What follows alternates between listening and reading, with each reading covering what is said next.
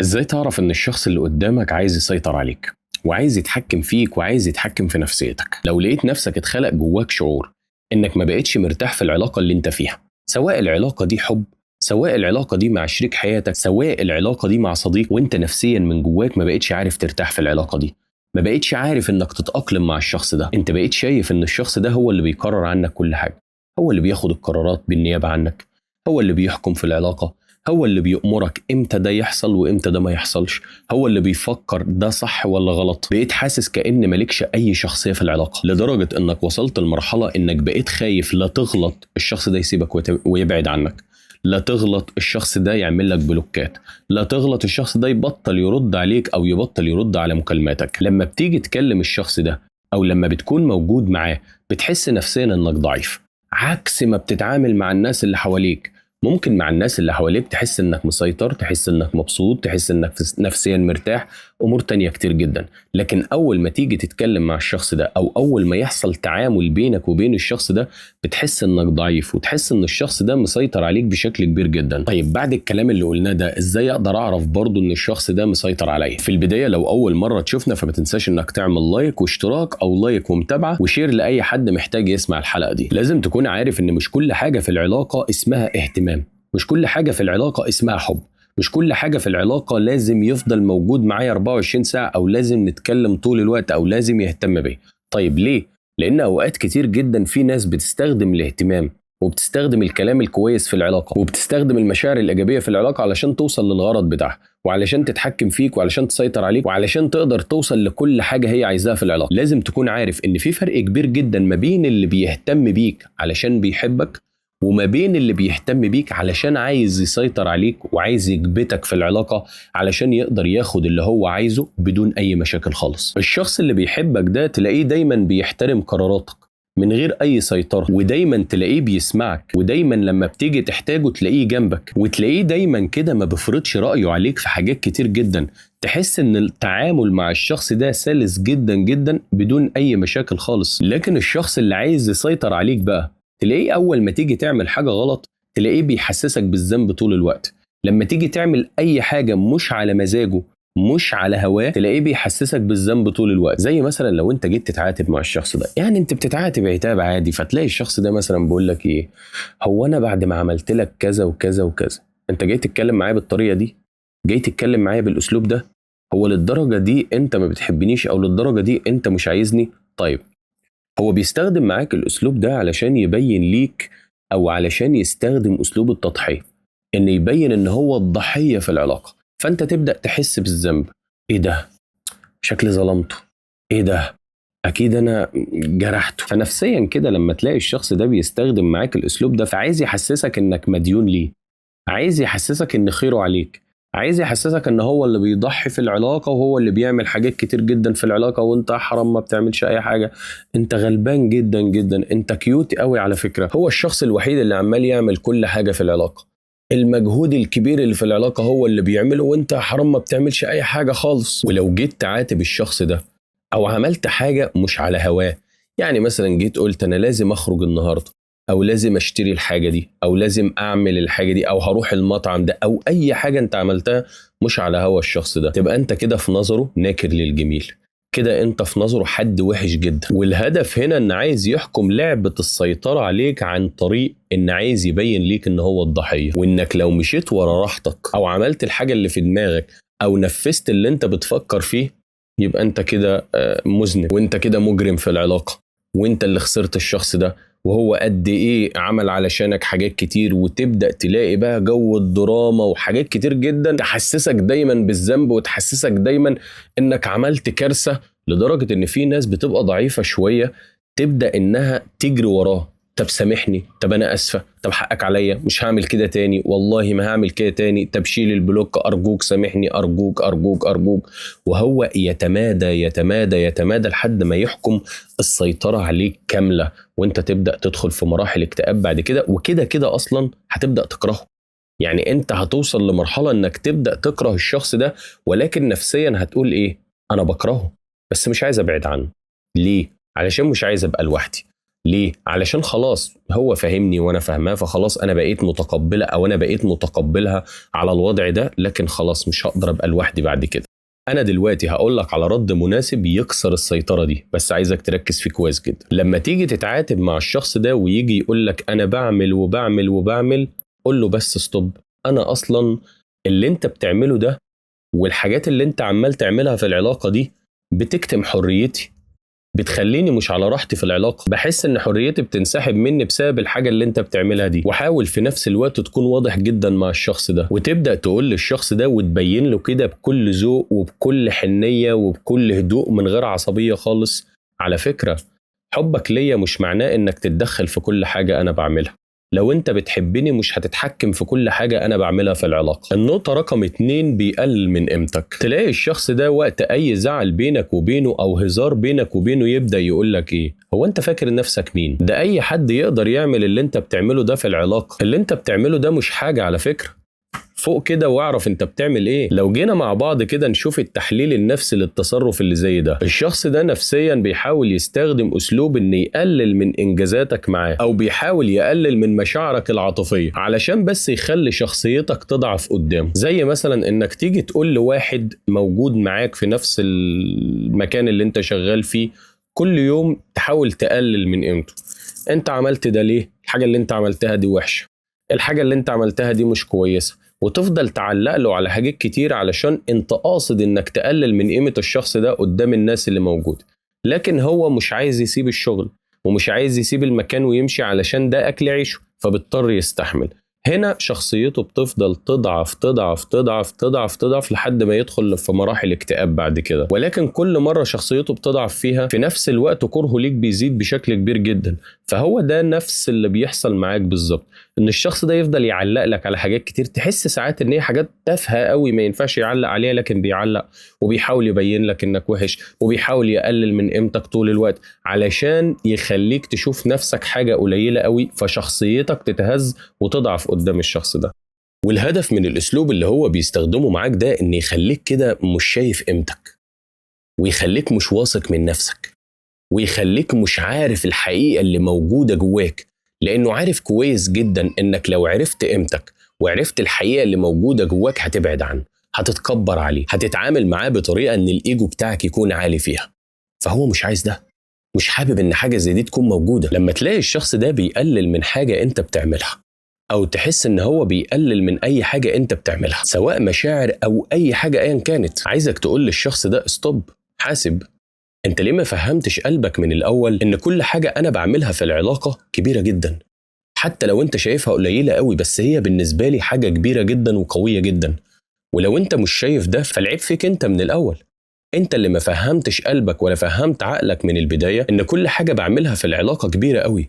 لو انت كنت بتحبني كنت هتشوف ان اقل حاجة انا بعملها في العلاقة كبيرة ولها قيمة كبيرة جدا. اللي انا بعمله ده انا بشوفه بالنسبة لي حاجة مهمة جدا وحاجة كبيرة جدا. ثانيا بقى، على فكرة ده رأيك انت، انا ماليش ان انا اعمل بالرأي ده ولا رأيك ده اصلا يفرق معايا، مش في دماغي اصلا. ولو مش عايز تقول اللي انا بقولك عليه ده تقدر يا سيدي بكل بساطة تقول له: لو سمحت بطل انك تقلل من اي حاجة انا بعملها، ولو مش عاجبك اللي انا بعمله في العلاقة فمش مشكلة، ولكن لازم تكون فاهم ان انا مش هسمح لك انك تحسسني بالاحساس اللي انت عايز توصله لي ده. انا بس عايز افهم انت ليه دايما بتشوف ان انجازاتي صغيرة قوي، وإن كل حاجة أنا بعملها في العلاقة أنت قاصد إنك تقلل منها. أنت كده بكل بساطة بتخلي الشخص ده إن يواجه سلوكه ويواجه أفكاره الوسواسية أو الأفكار السلبية اللي بيحاول يزرعها جواك، وده لمجرد بس إنك رديت على الشخص ده رد واعي، عكس الشخص اللي دايما بيحط جواه وبينهار وبيبدأ يخبي المشاعر دي جواه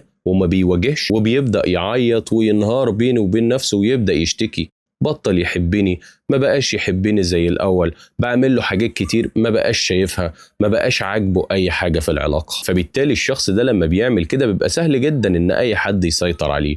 فأنا مش عايزك تكون الشخص ده، مش عايز أي حد يسيطر عليك بسهولة. النقطة رقم 3 ودي مهمة جدا جدا وبتحصل مع 99% من الناس: إن الشخص اللي موجود في حياتك تلاقيه بيبعدك عن المجتمع اللي حواليك، أصدقائك، صحابك، أهلك، أيا كان الشخص اللي قريب منك ومتربي معاك من وهو صغير وسرك معاه وسره معاك، ولكن الشخص ده مش عاجبه الكلام ده خالص، فبيبدأ يحاول على قد ما يقدر يبعدك عن الناس دي علشان يبقى هو الوحيد اللي موجود في حياتك. وده نوع من السيطرة. تلاقي الشخص ده بيقولك كل أصدقائك اللي حواليك مش كويسين، بس على فكرة أنا أكتر حد فاهمهم، وأنا بقولك كده علشان كمان أنا أكتر حد فاهم مشاعرك، وأكتر حد قريب منك، وأكتر حد بيحبك وبيحب لك الخير. لكن دول دايما عينيهم في الحاجة اللي معاك، دايما بيحسدوك على الحاجات اللي انت بتعملها. الناس دي مش بتحبك على فكرة، أنصحك إنك تبعد عنهم وحاول إنك ما تكملش معاهم. عيلتك دايما هدفها الوحيد إنها تحطمك، وأنا واحد من الناس بشوف إن عيلتك مش عايزة تحطك في أولويتها أو ما بتحبكش بالشكل الكافي، ولكن أنا الوحيد اللي بحبك، أنا الوحيد اللي بموت فيك، أنا الوحيد اللي مستعد أضحي بأي حاجة علشانك، عشان أنت كل حاجة بالنسبة لي. طيب تعالى كده نحلل سبب تصرف الشخص ده أو هو بيعمل معاك كده ليه. هو هنا بيكون قاصد إنه يستخدم أسلوب التفكيك علشان خاطر يخليك تبعد عن كل الناس اللي موجودة حواليك، وكل اللي هو بيعمله ده علشان أنت في النهاية ما تعتمدش على أي حد من أصدقائك ولا أي حد من أهلك ولا أي حد خالص غير الشخص ده وبس. ما تعتمدش على أي حد في الدنيا غير عليه هو وبس. هو ده اللي بيكون عايزه، يبعدك عن كل الناس علشان اعتمادك الكل يبقى عليه. فبالتالي سيطرة الشخص ده عليك هتكون سهلة جدا، وده احنا بنسميه جزء من التلاعب النفسي. لما يجي الشخص ده يقولك ان المجتمع اللي حواليك ما بيحبكش او يحاول يكرهك او يبعدك عن اهلك او اصدقائك او ايا كان، انه بيحاول يبعدك عن الناس اللي انت بتحبهم، عايزك ترد عليه الرد المناسب ده علشان ما يسيطرش عليك ولا يتحكم فيك. هتبدأ تقول له بالعكس، أنا شايف إن في ناس كتير جدا حواليا بتحبني وبتموت فيا وأنا بثق فيهم جدا، وبصراحة كده أنا مش هقدر أبعد عنهم ولا أقطعهم، وإنت نفسيا لو بتحبني بجد هتحترم ده وهتحترم رغبتي وهتحترم حب الأصدقاء، مش هتبعدنا عنهم أبدا. وبرضه ممكن ترد عليه بأسلوب تاني لو مش هتقدر ترد الرد اللي أنا قلت لك عليه ده. هتبدأ تقول له يعني أنت شايف نفسك أنت بس اللي كويس في الدنيا دي، معلش هسيب لك جايزة أفضل إنسان. أو ممكن ترد عليه رد تاني خالص ومختلف بقى تماما، وده اللي هيقفل الباب في وشه ويخليه ما يحاولش معاك تاني. انك هتبدأ تقول للشخص ده على فكرة انا عاقل جدا واقدر اعرف مين بيحبني ومين ما بيحبنيش، فلو سمحت ما تحاولش انك تاخد قرار بالنيابة عني. او ممكن ترد على الشخص ده برد مختلف جدا، انت ليه دايما ضد ان حد يدخل حياة غيرك؟ هو انت خايف من حاجة؟ هو في حاجة مقلقاك علشان كده مش عايز اي حد تاني يدخل حياتي غيرك؟ بكذا رد ذكي انت تقدر توقع الشخص ده في ألاعيبه، وتقدر تكشف ألاعيب الشخص ده وتحرق دم الشخص ده. ساعتها انت اللي هتتحكم فيه كويس جدا، لانك باختصار كشفت ألاعيب الشخص ده قدام نفسه، وبينت ليه انك حد واعي جدا وواعي لتصرفاتك وواعي مين بيحبك ومين مش بيحبك. فبالتالي انت كده بينت للشخص ده ان مش اي حد يسيطر عليه ومحدش يقدر يسيطر عليه، وانا اللي اقدر اتحكم في العلاقة كمان. انت محترم معايا وهتحبني وكويس، هحبك واحترمك، غير كده ملكش مكان في حياتي. طيب الحل ايه دلوقتي علشان تقدر تتعامل مع الشخص المسيطر ده كمان؟ هقولك دلوقتي على استراتيجية عملية بشكل كبير جدا تساعدك انك تسيطر على الشخص ده وانت قاعد مكانك بدون ما تحرق أعصابك خالص. رقم 1، خليك دايما واعي لأسلوب الشخص ده اللي بيستخدمه معاك، زي مثلا أسلوب الإلحاح لما الشخص ده يكون عايز منك حاجة، أو إن الشخص ده يحاول يقلل منك أو يبين ليك إنك ضعيف ومش فاهم أي حاجة، أو إنك مش هتعرف تعمل الحاجة دي، أو مش هتعرف تفكر بالأسلوب اللي هو بيفكر بيه، أو إنه يبدأ يستخدم معاك الأسلوب التاني والمشهور جدا، وهو إنه يبدأ يعزلك عن العالم اللي حواليك ويحاول يبين ليك إن كل الناس اللي حواليك دول ضدك. على فكرة عايز ردك وقتها إنك ما تحاولش تجادل مع الشخص ده كتير، ولا تحاول تتعاتب معاه وتبين ان هو غلط واسلوبه غلط والكلام ده، ولكن دايما خليك فاهم مشاعرك وفاهم حقيقة اللعبة بتتلعب ازاي. رقم 2،